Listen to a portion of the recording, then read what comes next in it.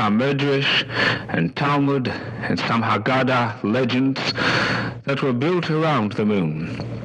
And we do not have to take these Midrashim and Haggadahs literally, and yet we can see so many moral as well as basically scientific truths, in a primitive manner to be sure, but at least our sages spoke in an intelligent manner. First and foremost, we find in our Talmud the expression Ha'olam ogul kekadu. The world is round as a ball. In fact, even though quite often we find in our prayers Abba Pino Se'olam, the four corners of the world, it was never taken literally. But our sages always knew that our world is round. There is in another example of the wisdom of our rabbis, we find one rabbi say to another, when God created this world, he made the very top of the world and the very bottom of the world freezing and cold and full of ice, so that if a king of flesh and blood would say he is a god, tell that king to go to that part of the world and create a society in that part. And now, my friends, to the moon. It is said that the tribe of Issachar produced many notable astronomers, and the moon was one of the symbols of the Issacharian flag. Rabbi Gamliel, who lived in year 80 CE, had a diagram of the phases of the moon on a tablet on the walls of his upper chamber. The Babylonian teacher Samuel of 165 CE said that he knew the courses of the heaven as well as the streets of Nahaldea. And in fact, his nickname was Yaharini or Yaharinai, meaning the expert of the moon. Hillel II, the patriarch in Israel in the middle of the 4th century, based the Hebrew calendar on the motions and phases of the moon because it was divinely appointed to be, quote, for a sign and a season. The word moon in Hebrew is lavana, taken from the root lavan, which means Yerach Yomim, an official space between one specific moment to another, and this is the space of the cycle of the moon. Our Bible reads, and God created the two big lights, the larger one to be master over the day and the smaller one master in the night. And our Medrash asks, when it says God created two big lights, where do we come to have a larger one and a smaller one? And so the Medrash tells a story that the moon complained to God, is it possible, sovereign of the universe, for two kings to wear one crown? And God said, I know well that thou wouldest have me make thee greater than the sun. And as a punishment, I decree that thou mayest keep but 1/6 of thy light. And therefore, though he created two large lights, he then made one smaller, that being the moon. Amar Rabbi Chanan, the moon has no light of its own, but mirrors the light of the sun.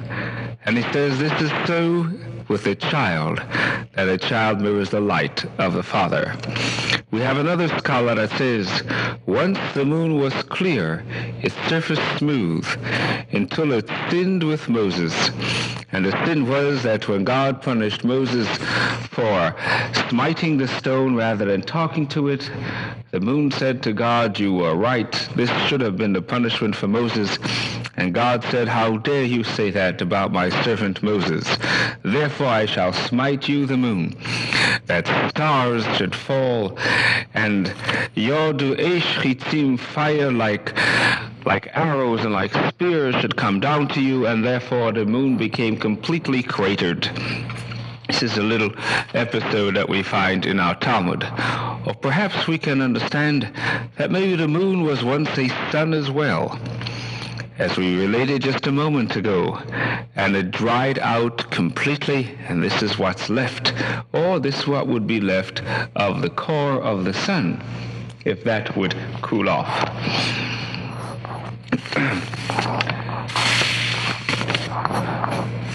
We also find in our Talmud, Yereach Golam, that the moon is nothing more than a plain mass of dust and stone. It is empty and barren, nothing a living there.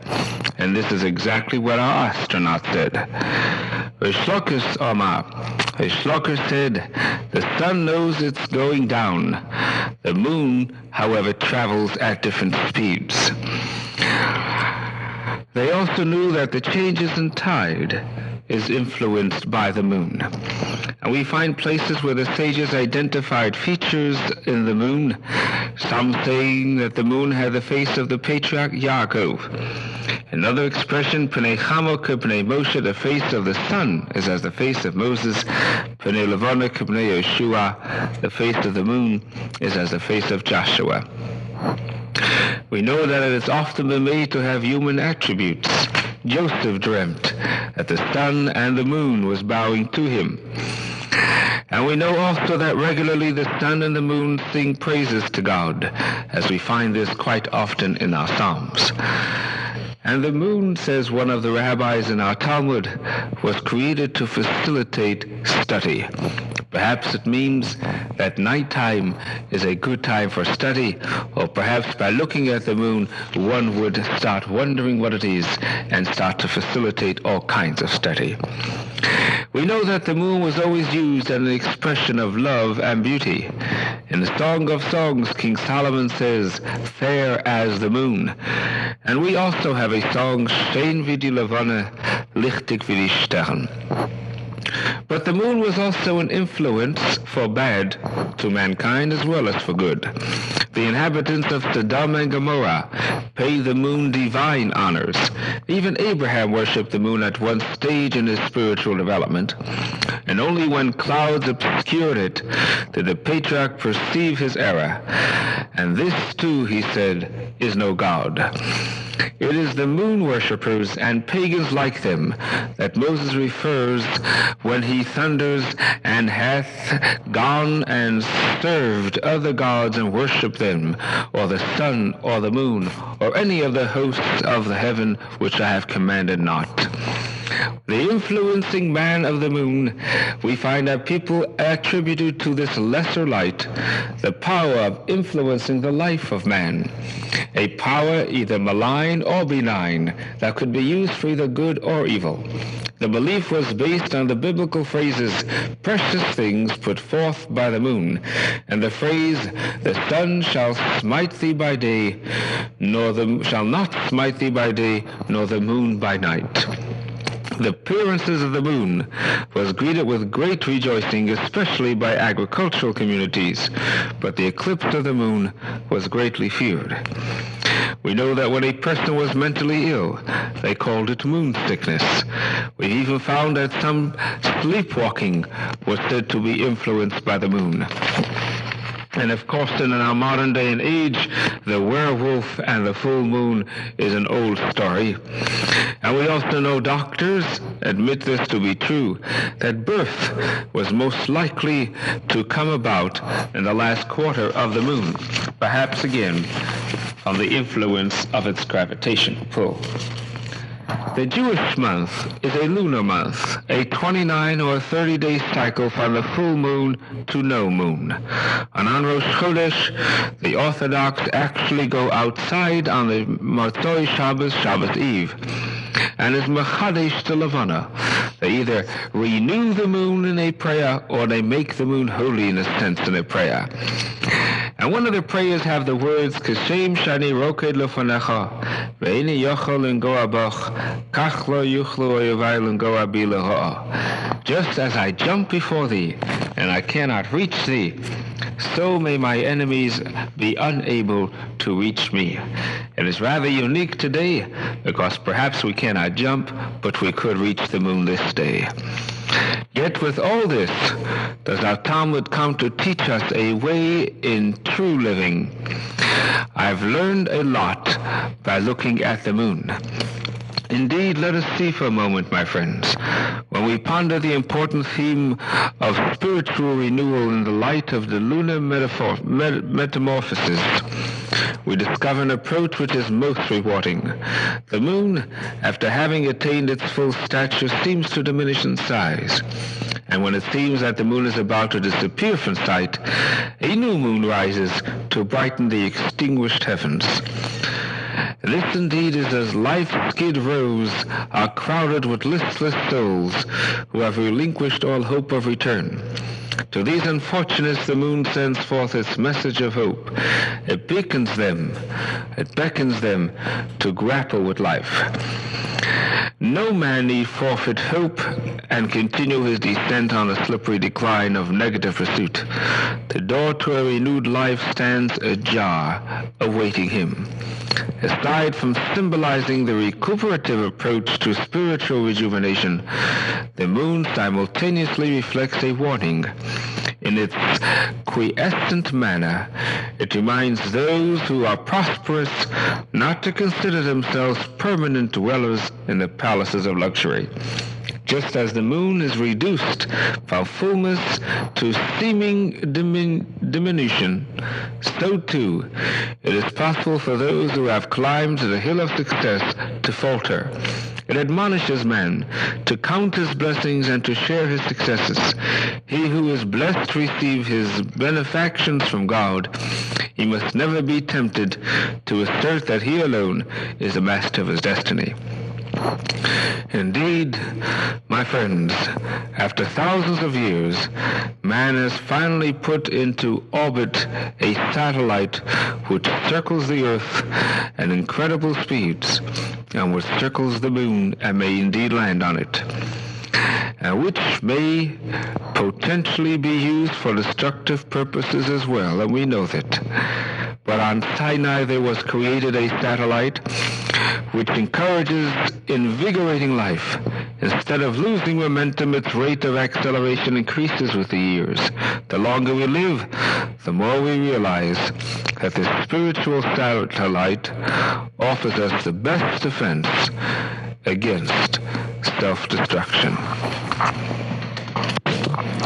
Shabbos Parashat Vayechi. My dear friends, may I begin first by wishing you all a good year.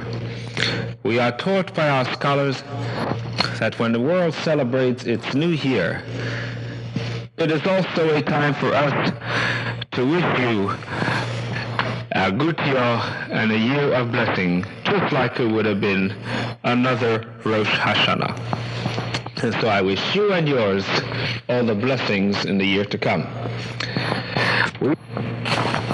Now, my friends, this week's portion, Vayechi, is the very last portion of the book of Genesis.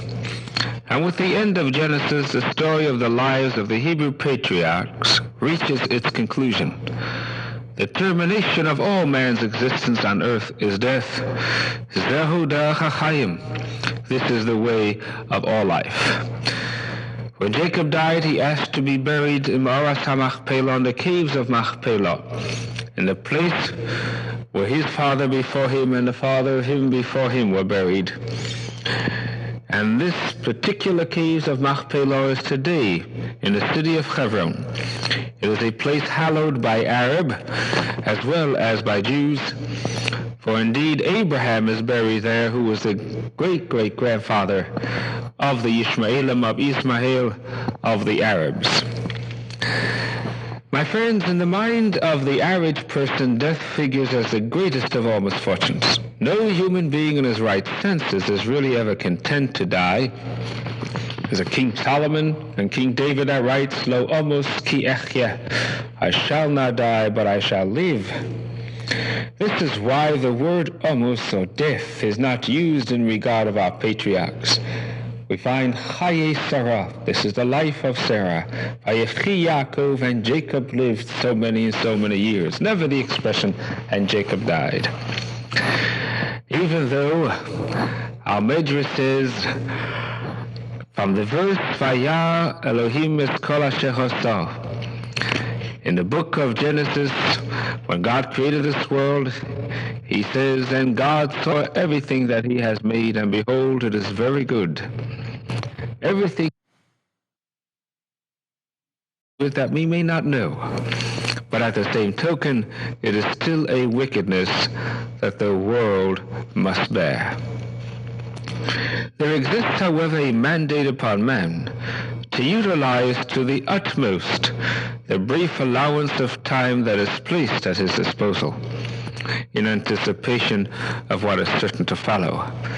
Every human being is duty-bound, while he is able to set his house in order and to charge his children as did our forefather Jacob, to create and to build, to make a home, and to be part of society. In fact, what is eternity for man? Eternity is what lives on after you, by what you have given and by what you have done. It is King Solomon who said, Tov Shem Tov Mishem Tov. It is better a good name than the best oil in the land. For a good name endures. It lives. The best oil in the land, it will eventually be used up or does not follow you. The name given to somebody, therefore, should be of a man or woman whom you can be proud of. For instance, we know definitely the custom is that we do not name a child after someone who has died by punishment of a death penalty. When our Bible says, "V'nichasa shemo b'Yisrael," and his name should be blotted out of Israel, it means not only is he given the death penalty and that his body is now buried, but we don't name anyone after that particular man. We can't find anyone named after wicked people in our Bible. For instance, I have never come across a Jewish name by the name of Dathan, Nathan, or Aviram, or Korach. These were wicked people. And if we want eternity, we want the eternity to last in goodness. We also, as an example, do not give anyone a name of a man who has converted to Christianity, one who has left his faith. And if that man dies, I'm certain the family would not want to name their children after that man. He is gone. We are forbidden to live as recluses or a monastic life. We don't believe in monasteries. We are forbidden to say, since death is the end, why bother with living in society? Right now you are here. Right now you must live and create your eternity while you are alive. Now, my friends, it should and must be borne in mind that while the lifespan of the individual is of a limited duration, the race does not have to disappear. Instead of thy father shall be thy children. The Kaddish that is said reminds God and reminds us that the soul of the departed is not really dead, the children live on.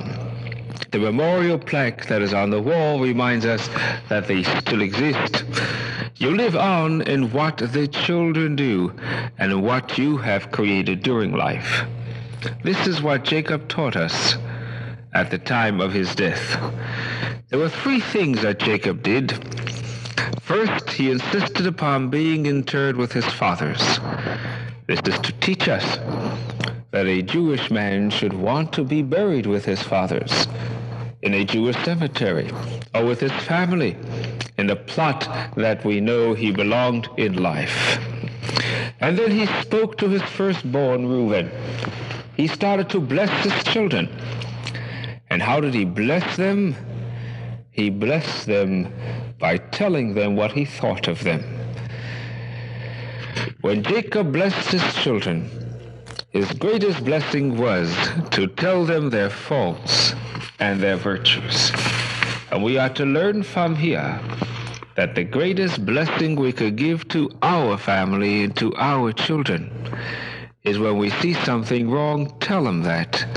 And when we see some good, tell them that as well. Let me give you the example of what he said to Reuben. Reuben, he said, you are my firstborn, yet there is no strength of character in you. You begin good actions, but you do not complete them. And the blessing he gave to Ephraim and Manasseh. He said, Ephraim and Manasseh, you gave up higher Egyptian aristocracy to openly identify yourself with your kinsmen, the shepherd immigrants, and you were not ashamed. You are blessed indeed. Every Jewish parent blesses his children when they pray for his children. And every Jewish parent blesses his children when he sees loyalty to his faith and to their fathers. There is a beautiful poem, and the poem reads, the noblest songster of the gale must cease when winter's frowns appear.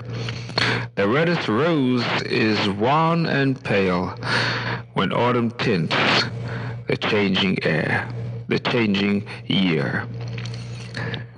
Indeed, we know that death comes. And indeed we must cry for death. But we may be consoled when we see children and grandchildren, before we die, live in the blessings that God and you have given them.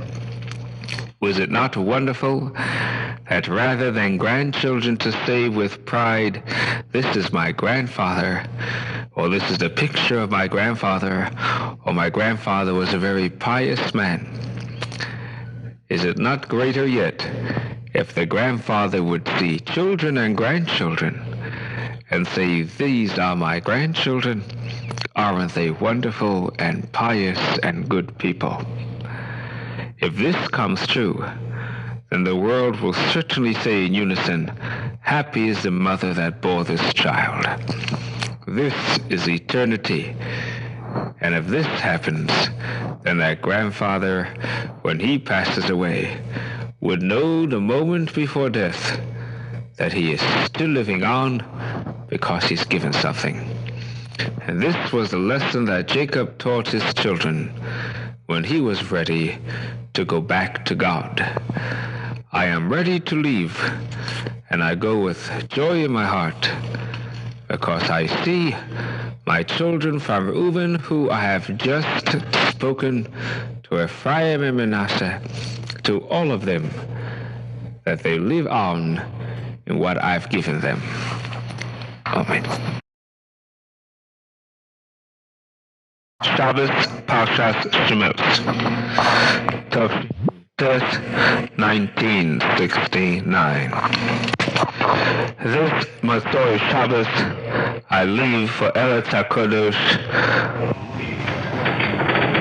This week, my friends, we begin to read a portion of Shavuos, the first Sedra, the first portion in the book of Exodus.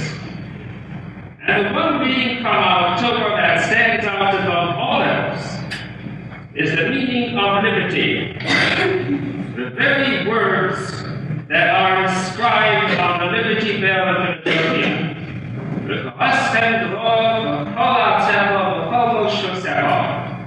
And proclaim liberty unto all the land, and unto all the inhabitants thereof. Now, my friends, we do not read liberty or freedom of that story, but I'm reminded of a man and woman who was celebrating their 25th wedding anniversary. And the host of the party, whose 25th wedding anniversary is being celebrated, Moshe is sitting on his side and very sad. And his friend Yaakov comes over and says, Moshe, it's your 25th wedding anniversary, why are you so sad? And he says, remember Yaakov, after I was married 5 years, I wanted to kill my wife, and you said, don't do it, you'll get 20 years. So today I'm looking for you. It's not that kind of freedom of liberty, indeed not. Certainly, Exodus portrays Israel's mission of freedom and liberty. But my friends, A small verse, small in the number of words, but long indeed in its implications. For the verse has the deep meaning and trait of the Jew. In fact, our whole Torah and all the philosophy is based on these three little words. V'ahavta l'reacha k'mocha. Love thy neighbor as yourself. In Hebrew, it's three words. Don't catch me in English, that's more. All our lives, the Jew has been taught what these words imply. The charity, the honesty, the visitations, the righteousness, the justice. 36 times do we find this principle mentioned in our Torah. 36 times. And I think it's significant that the number 36, 2 times pi meaning 18, and 2 times pi, 36. Perhaps symbolic of the life of one and the life of the other, 2 lives in love and I'm going to relate a beautiful story, and I see a lot of youngsters here, and I want you to listen to this carefully. The story is told of the great scholar Hershel, and a pagan, a heathen, a worshiper of idols, came to Hershel and said, I'll tell you what, if you're such a great rabbi of Israel, I heard you have a book called the Torah. Teach me the whole Torah. And I want it to be so quick that I should stand just on one foot and not get tired, the entire Torah. And that's space of time. And Hershel says the entire Torah is only 3 words. Love thy neighbor as thyself. All the rest of it is explanations how to do it. Yes, my friends. Strangely enough, I've had the occasion to speak to many of our own brethren, Jewish people, and had to remind them that the love thy neighbor is taken from our Bible. They all knew that the verse proclaimed liberty is from our Torah, but love thy neighbor they thought either was a quote from Luke, was said by Matthew, or was a teaching of Jesus. And one young lady, a young girl, even thought it was from the writings of Shakespeare. Those thought it was from our Bible. It seems like the Bible does not get the credit for all the good. It's like that old saying, the Rabbi drinks all the wine and tells everybody, be happy. Well, like this one chops full and the other man yells, oy.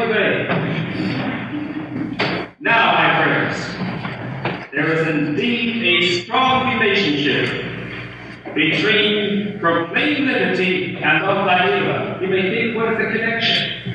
There is a strong relationship. It is in fact interwoven. How wise are these words? The philosophy behind the proclamation of liberty, even to the land, is that man should not say, the land is mine, exclusively mine. But God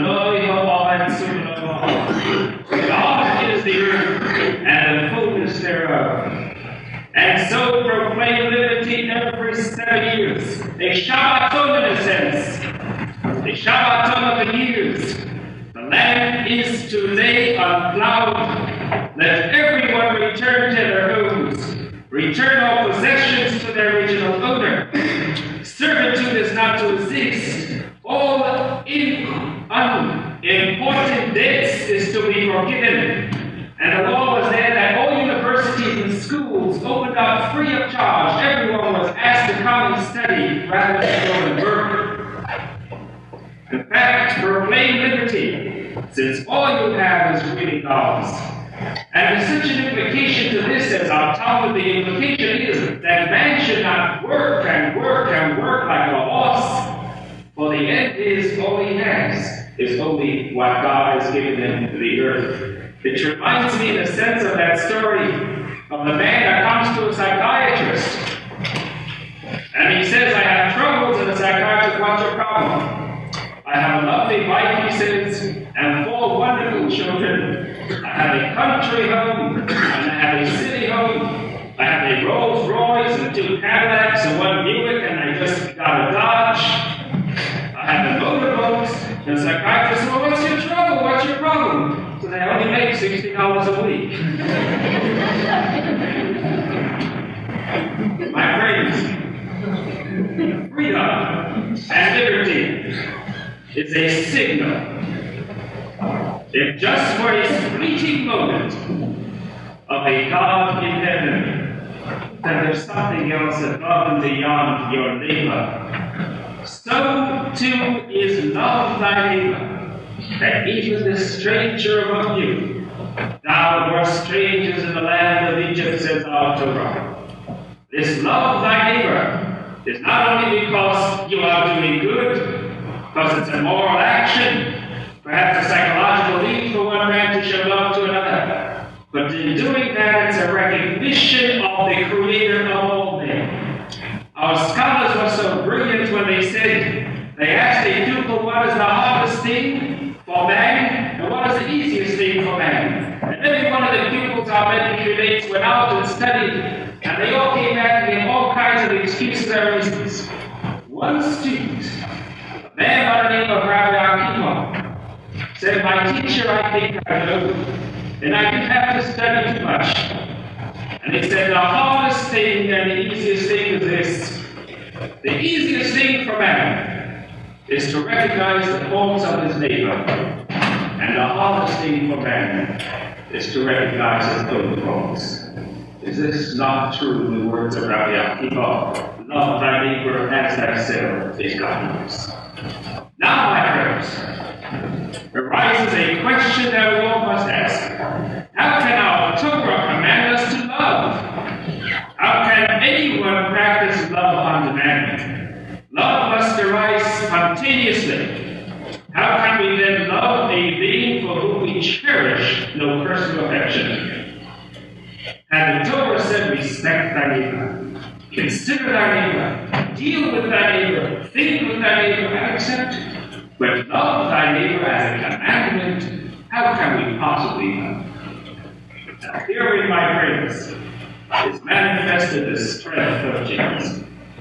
Just as our Torah does not say freedom is precious, proclaim liberty in a general time and a general theme, but goes on to speak just how this liberty shall manifest itself.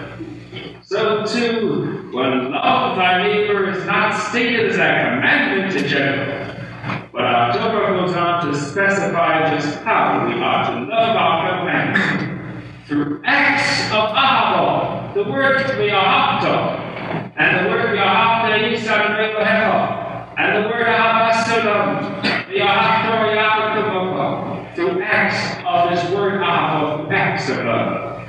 And there are hundreds of rules of conduct teaching us just that, how to act what we call this love. My friends, I bring this to a modern theme for today. We have read in the letter to the Ephesians last week, the section of our paper where they have the letters sent into the paper. An interesting letter. The title was Israel's Faults. Not Jews' faults, Israel's faults, land of Israel. Yet only 28 words out of 215 words dealt with Israel. The rest was the babbling of a sick, deranged, and tormented mind about why he hates the Jews. All the old anti-Semitic catch-alls were used. And this doesn't bother me as much, because there are a lot of sick minds and such filthy minds in our America, quite a lot. That shouldn't bother me that much. And if we read today's letter to the editor, I think he could be very happy about it. And we've taken care of him from the synagogue. Mr. Ed Califon wrote one, and I think he'd be proud of that letter when we read it. And I hope they put it in the paper. They may not want to because it's the truth. But what bothers me more, this does bother me, is that the paper, who has the choice to put in or disregard such trash, put it in. And who knows how many other little minds it may have influenced. And also look at the heading that the paper gave it, Israel's faults. But indeed it didn't even talk about the land of Israel. Certainly there is freedom, and you have the liberty to write what you wish. But freedom must be tinged with love thy neighbor. There are Jewish neighbors in this community, and all that it implies. We can even turn to nations. France, a new power, and I indeed that we say, a new power in politics with de Gaulle, who perhaps is touching upon senility. This business of this France with its great new power reminds me of the story of a man that once came before a judge, and he called himself Colonel McRae. Colonel? And the judge asked him, were you a colonel? Were you a colonel of the First World War, the Second World War? And he said, no, Your Honor, my type of colonel is exactly like Your Honor, honorable. Both have absolutely no significance. The same thing, the power of France, one of the five powers, absolutely no significance. France ordered all supplies that will help Israel stopped. De Gaulle personally did this. I think he is reaching the age of senility. And the foreign minister's statement was so true when he called it a one-sided and arbitrary breach of agreements between states and a desire to harm Israel's defensive potential in its struggle against the constant hostility and aggression of the Arab states. He did send arms to the Arabs, but not to Israel. Where's his love thy neighbor and all that it implies? Continued on the other side. We read al Shlosha Devachim Olam Omeid. Al Hadin, Al Emes, Al Shalom, on truth, justice, and peace. And the rabbis explain these are not three separate entities, but each one brings on the other. If there is no truth, then there really is no justice. And if there's no justice, there cannot be any peace. I don't know what we as individual Jews can do to teach France their folly. Perhaps some national organization will tell us to boycott them, etc., but we don't know at the moment. I personally can certainly say to myself, I shall not buy French products, I shall not tour, or if anyone asks me, I will convince them the same. And I want to end with this last poem that I came across. Quite beautiful. I sought my soul, and my soul eluded me. I sought my God, and my God I could not see. I sought my brother, and I found all three. Shabbos Parshas Va'eva, Amen, Israel went to a Sephardic synagogue. It was beautiful. Shabbos Parshas Bo. The trip to Israel was fascinating, fantastic, and indeed exhausting. We got up at 4:30 in the morning, the very first night, because we were going into the Sinai and security was essential. And early in the morning, even the Arab El Fatah don't feel like attacking. And every other day we got up at 6:30 in the morning to get where we had to. And usually we went to sleep at 1:30 or 2 a.m., sometimes as late as 3 a.m. My friends, generally speaking, there was a feeling of assuredness and a feeling of pride with every single one that I've met. Every soldier, both man and woman, carried their own submachine guns. The law in Israel was that even if they were home for furlough, or if they were leaving to go home or going from one place to another, they had to carry their own guns, just in case time would be that they would be needed at the very moment. And everybody was proud to be in an army.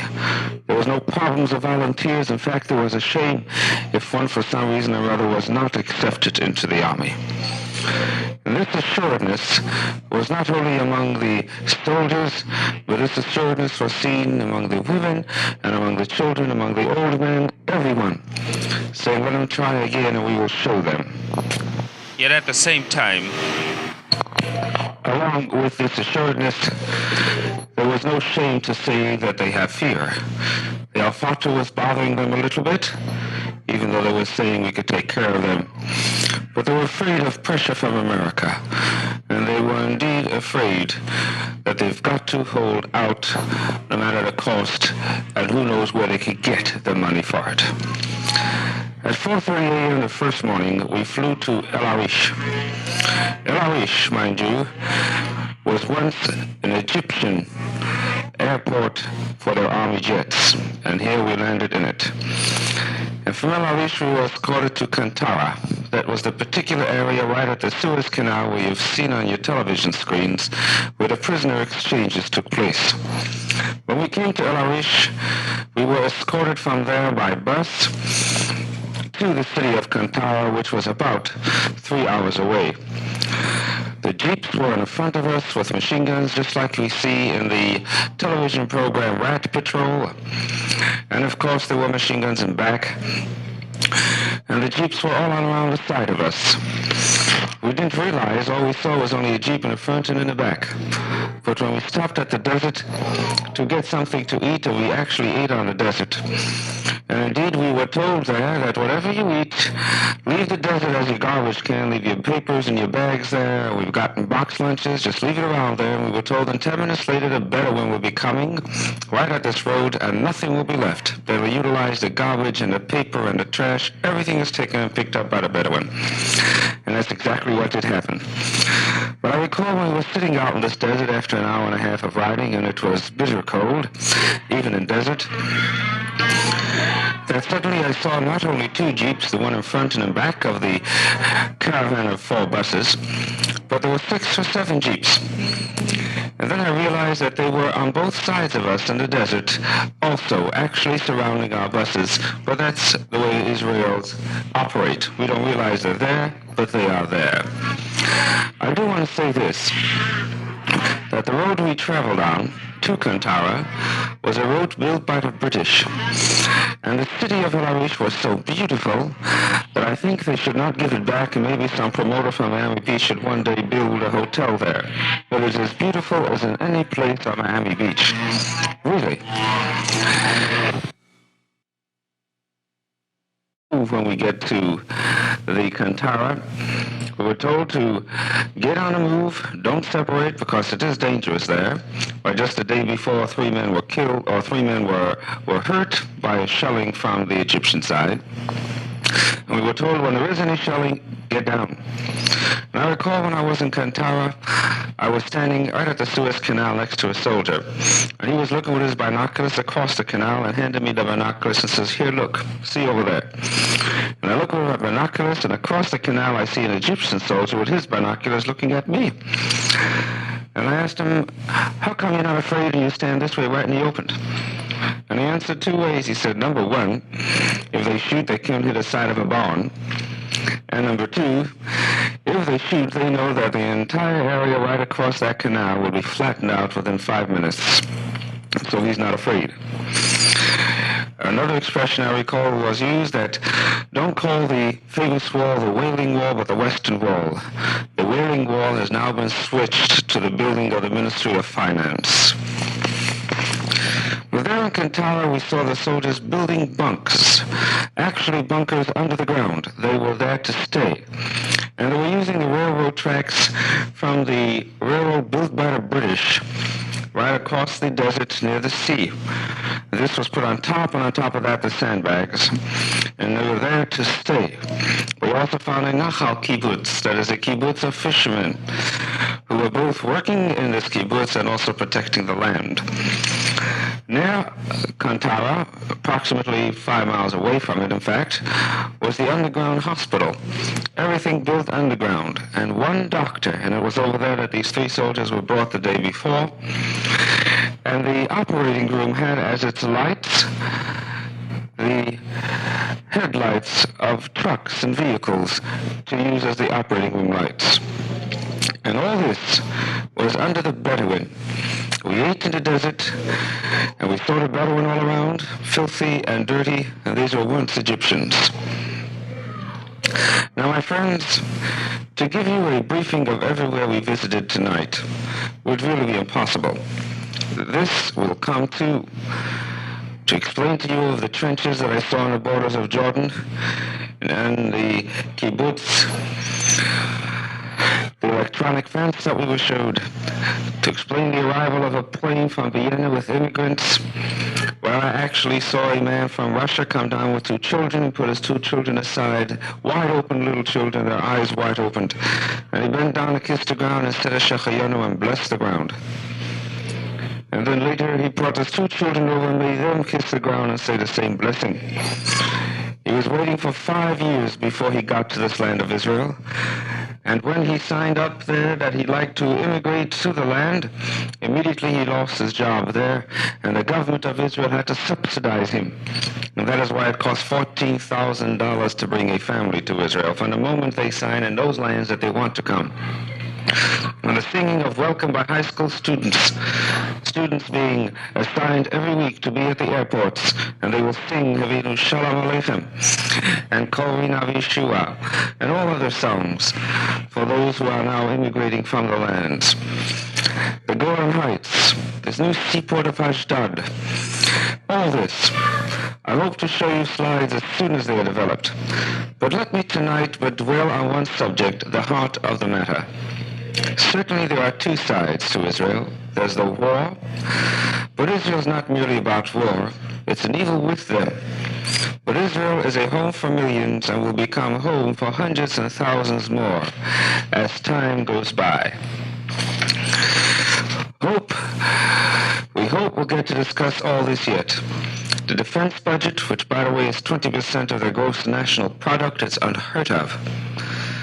But General Rabbi, the head of the military intelligence, was our first speaker.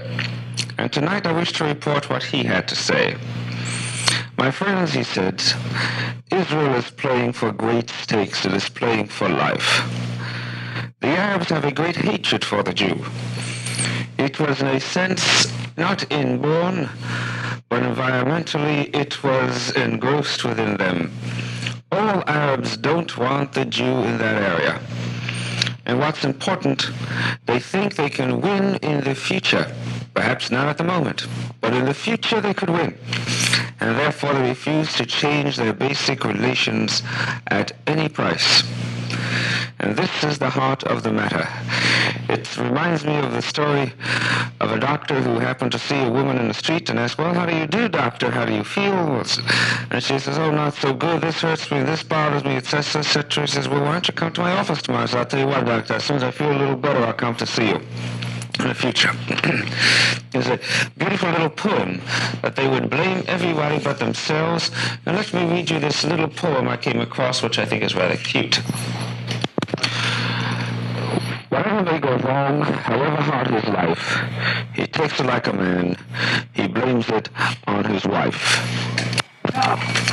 In other words, they would blame everybody but themselves. The Arabs don't realize how wonderful it would be if they would live their own lives and let Israel live too. One could help the other. They would actually build a paradise out of that place. But the Arabs have 3 phases, 3 categories that they feel they could tail along here with the Jews. First phase, politically. In Khartoum, and by the way, it took 3 months after defeat of that kind before the Arabs finally got together in the city of Khartoum. But there in Khartoum, they decided that a political solution is impossible. Israel belongs to the Palestinian Arab. Oh, yes. Well, see, they would like to have a final solution, but later. And the final solution that they will let him have, they will allow him to go through the Suez Canal, let the ships go through the waters, etc. But politically, no, we cannot recognize Israel as a state. And now they didn't reach this point either. Now Israel knows that they will have pressure from the United States, pressure from world governments, etc. But they also know this pressure may be in the future. As of now, they can wait. They will not change, and they will stick to themselves until this pressure is unbearable. And the Jews in the United States were told unashamedly is the greatest asset to hold out the pressure for Israel now and to hold the pressure as long as they can. Both politically and as well as financially, the Jews of the United States are the main buttress of keeping Israel holding on to what they feel is right. Now, militarily, the Arabs feel they cannot take Israel on again. And France's embargo, whether you like it or not, was a great boon to the Arabs. Egypt got 1.5 times more than they had before, and Syria 10% more than they had before. And Syria had their planes and bunkers so that Israel could not attack them like they have surprisingly attacked the Egyptian planes. They are in underground bunkers, but even then Israel knows how to get to them. But Israel wasn't sleeping either. They can't get from France, they get from other places. And only one thing, and this is that Israel cannot stand too much loss of life. The Arabs can continuously fight and lose life. But when Israel loses some life, it means a lot. Israel is not ashamed to say they can have a ratio of 4-1. Let the Arabs have 4 times as much as we. But what we have must be the best. The airplanes must be the best on the market, the tanks the best, everything the best. And we could take them on. Now, Israel is always ready for a surprise attack. It may not happen to 70 or 71, but we must stand ready. And it is costly to live always under this type of tension. It is costly. Perhaps we don't see this tension outwardly in the open, but we see it through the army patrols moving continuously. We see it in the streets where we always find soldiers, both men and female. We see it in the businesses where people are continuously saying, well, who knows, tomorrow I may have to run away to the army, etc. It is costly. The third phase of the Arab resistance, even though these 2 phases were holding out, is what they call popular resistance. Literally, it is a continuing of the war using this instrument. It's an incessant war, and Israel must fight them incessantly. They have cooperation from Arab governments, but thank God they do not have any cooperation from the Arab in the occupied territories. And this is important. In guerrilla warfare, there are 3 stages, and I am not an armchair general, but this was explained to me. I am not even an armchair quarterback. Stages are terror. Now, terror is simply throwing a bomb here and there, terrorizing the populace. And the second stage is guerrilla uprising. And guerrilla uprising is from terror, whereby the occupants of the area themselves rise up. And in the third stage is the all-out war. This is the rule of Mao Zedong, the rule of Castro, and we find this stage actually happening in Vietnam. It began with terrorism, and then a guerrilla uprising where themselves and thank God, these people, the Al-Fatah, are still in the first stage. And they can be kept that way only with intensive effort and sometimes very, very hard retaliations. In other words, yes, they can throw a bomb here and there, but with our intensive effort, we kill a lot of them. And we make it difficult for them. They know when they cross that border, they'll either be dead or they'll be in prison for the rest of their lives. And the population within the occupied territory do not move, and therefore the guerrilla uprising do not come. And we do this through 2 ways. Number 1, either by blowing up a few houses where these places were found, and therefore they know that if there is some sort of a guerrilla uprising with the populace themselves, it'll be nipped at the bud and very strongly nipped. And another phase is perhaps being good to them. Let them go ahead and have their businesses. Do whatever you wish. Now, why should they want to uprise and lose everything? In fact, if they went on strike with their stores, Israel made the rule that anybody that made a strike, their leaders had their stores closed. Oh yes, they could open up again if they get a new license reissued, and the license sometimes took as much as 4 or 5 months. Meanwhile, the 4 or 5 months let the Arab beg for his food, while there's all the friends who did not close their stores or did not decide this day I will be a hero among my own Arab friends and join the strike of some sort is making business fine. When he opened up a store after 5 months, he never closed it again. It's a tough game, my friends, and Israel must play rough. Otherwise, it will go into the guerrilla stage. We do know that none of the Arabs at all attacked any military installations. They couldn't get to it. And we, in turn, when we attack, it is only their military. In short, Israel will live in tension, and they'll need all their nerves, and they're not ashamed to say they'll need our help. And when they get our help financially and spiritually, then they will live forever. Am Yisrael Chai. Shabbos Parshas B'Shalach. Rabbi Akiva says life quite often finds people with a relinquish or hope for return.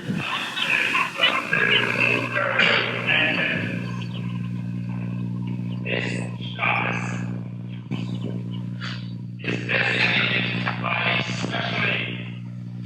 There are 3 such Saturdays of the year that are labeled by name: Shabbos Shiloh, Sabbath of Repentance, and just before the Passover, Shabbos Hagodol, called the Great Sabbath, and this Shabbos Shiloh, designated by the name the Sabbath of Song. And this label is given because on this particular Sabbath, tomorrow indeed, we read in our Torah of the crossing of the Red Sea and the beginning of our travels toward the Promised Land. And of course, tonight we read that particular psalm. And when Israel saw the drowning of their pursuers after the crossing, Moses composed this poem and sang this song to God. At first, when we read it, it may sound harsh. We thank God to see them drowning like lead in the waters, and those that make them fear. And God is with them when they came to pursue. The king said, "We shall capture and kill and destroy and take the lead. Thou the Lord saw them to be and so on."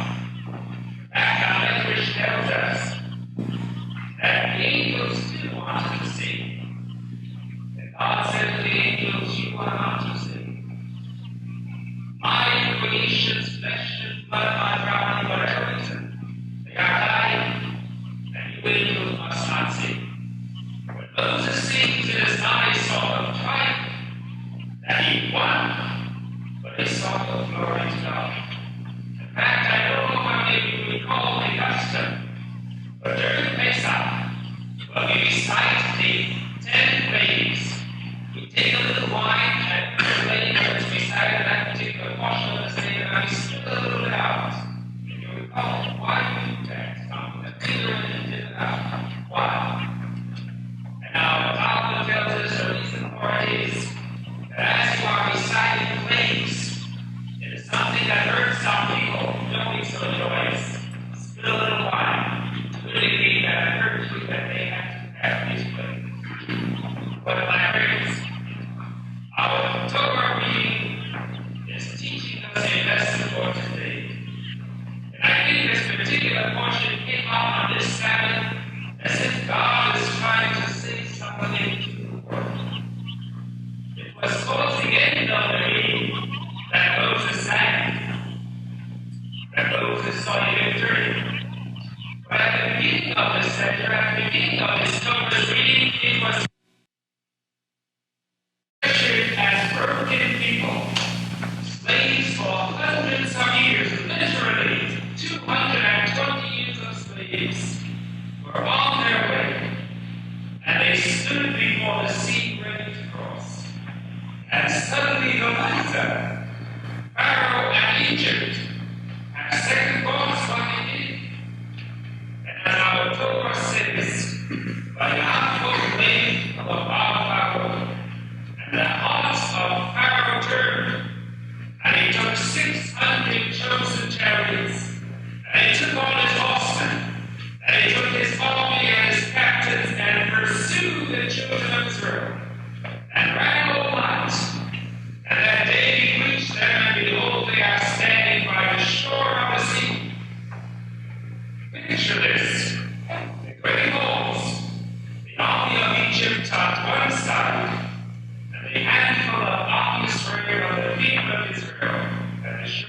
sea. The sea up to their backs, the Egyptians ready for the attack. And our Torah says, by the eye of Israel, and Israel was afraid. By Yitzhak and they cried to God. They started to pray. I guess that's the only thing that you always do, starts to pray. It was then that God answered, what Yitzhak and God? Why are you praying to me? Now is not a time for prayer. You prayed when you had no homeland. You prayed under the oath that Sahib was calling you will after before all the people. Will appease on you as an example of what will happen to children who do not follow. I will make you and punish you as the Jews are punished. But now you wander on your way to a homeland. Now is not a time for prayer. Now take your stick and put it to the sea and let the sea split.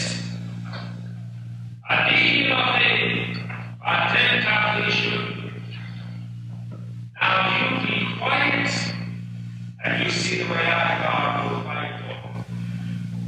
My friends, there's still a portion that's happening today. The Jews finally have their homeland.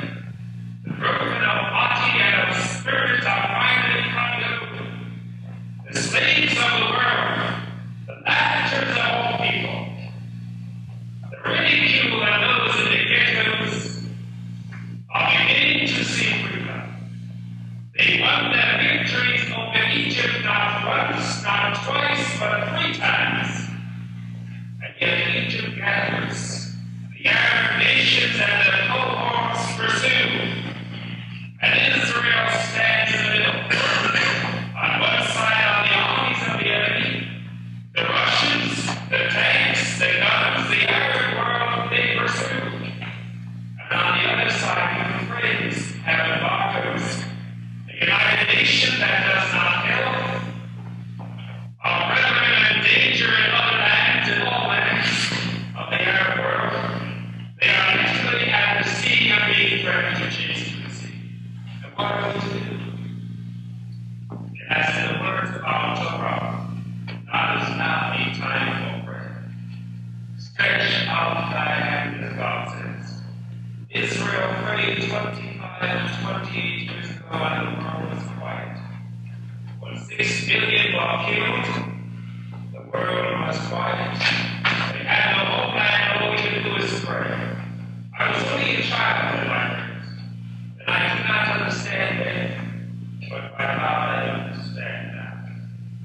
When in Iraq, the old country of Babylon, country of wickedness, when they hanged 9 innocent martyrs, they were 9 of my brethren. They hung a part of me with every one of them. Let the world be still if they wish to. But Israel is a homeland now and a nation with a flag. They are already at the Red Sea crossing for a flag. That's Moses was. They are now evacuated. And Israel had enough of silence. Every act of such murderous thoughts of spilling your blood you hear in America. Even our editorial somehow seems so stupid, really. Those we call the editorial that was there 2 days ago. Not the one I was there yesterday, the day before I changed their minds. They said it's an internal affair. Internal. So was Germany when they killed 6 million, it was an internal affair. So was Biafra an internal affair. So was the genocide convention that they're trying to make in the United Nations an internal affair. So was Vietnam an internal affair. So was Obama an internal affair. Why the world taking itself out of that? Let me just read you something from the New York Times by day. New York Times. It reads both a letter from somebody whose brother was up there. And he says, unless the civilized world rises quickly in protest, the 3,000 basic speeches. It is a terror technique. Jewish men, women, and children are picked up at random and are brutally given over to public hands.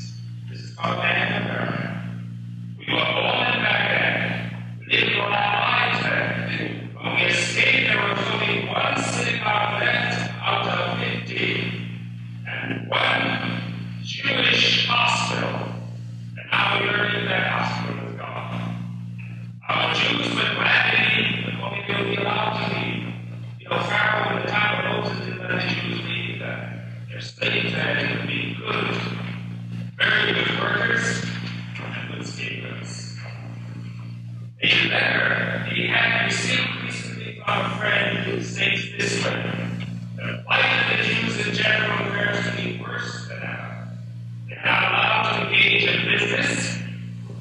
And I'm allowed to open letters of credit. Firms have been who had employed Jews for receiving a visit or a telephone call telling them they ought to dismiss all the Jews. And if the Arab owes money to the Jew, he was excused and told he does not have to pay back in some circumstances.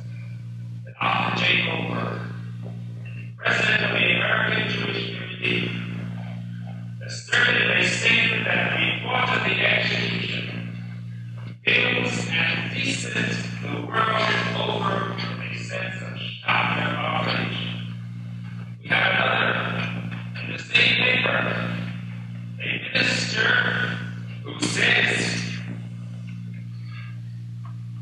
all the Jews in Iraq will be sent to prison to come on the rest of the world.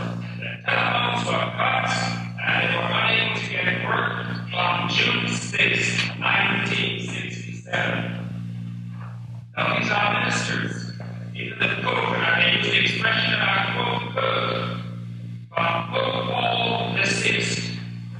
He told a gathering of 5,000 in a weekly general audience in Vatican City that the hangings of the 9 Jews has generated a suspicion that motives of racism were involved. Vatican Pope spoke up. Let me ask you, my friends, is the general there in the general gathering? Does Israel need 9 Jews who live in Iraq to be spies for them? Well, they can get 20 or 20,000 Jews who came from Iraq 20 years ago and sent them back to the Arabs if they want to have spies. They don't have to have the Jews living there. And this is why they were Jews in Egypt or Jordan or anywhere. They were Jews that were literally under house arrest, as the report will show. I received today a special delivery letter from the consulate in Washington, the consulate in Atlanta in Washington, giving us a report. They literally placed under house arrest and could not move a police car for 2 years. We know what a farce this is. And it's very nice that we would go ahead and investigate. We may find those Arabs that were with them were also political, not wanted there. Indeed, my friends, Iraq is the old country of Babylon. And as in the words of our prophets, of daughters of Babylon thou art to be destroyed. And shall be he that maketh thee as thou hast served us. My friends, it was for the end of the Second that we read that the sea split, that Israel walked unto our land, and empowered himself to proclaim, be clothed over any monarch who was like you in battle, O God. Israel does not want us to rest. Our Iman proclaimed and asked every Jewish community to have a service. Don't let down. They can't make any reprisals because as far as public relations are concerned, this is a feather in the hat of Israel. And the Arab delegate himself finally said this night, the United Nations Arab delegate from Iraq. And so if Israel retaliates, even though they are land down, and they could retaliate very time, they will lose what they have. But I would even ask every Jew not to sit down and forget. Wake yourself and remember. Don't forget what they were, and never let the world know that you are sitting back with this now. And therefore, I want to tell you now, in a sense, right here in my sermon, you will bear the moment as an announcement. That this Sunday at 8 o'clock, we will have here in Beth David Synagogue a service of remembrance or a service of concern, as we might call it. A service of concern. Those at Temple Emmanuel are also being given that announcement tonight by Rabbi Cass. At 8 o'clock Sunday, please come here. The service will be followed in about 45 minutes. But I think we owe it to the memory of those who have given their lives to be here at the synagogue at 8 o'clock Sunday for this service of concern. Our sages explained, my friends, so beautifully what this portion and this Sabbath, the Sabbath of Saul, actually we could ask the question, why don't we name it the Sabbath of splitting the sea, or the Sabbath of victory? Why do we call it the Sabbath of Saul? And the answer, because the mark of history passed from that